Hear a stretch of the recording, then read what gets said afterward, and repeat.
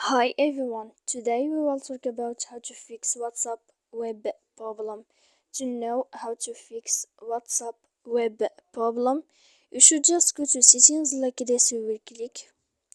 After that, in this page, you will go to apps, default apps, app settings. When you will see this list, you will go down to find the application of WhatsApp here. Like this, we will click. And then in this page, you will go to force stop. When you will end this, you will enter to storage. After that, in this page, you will click clear cache, and then you will go to clear data.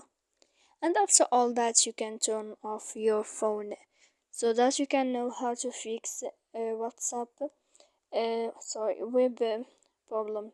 So please don't forget to support us by like and subscribe. See you next time in another video, and thank you for watching.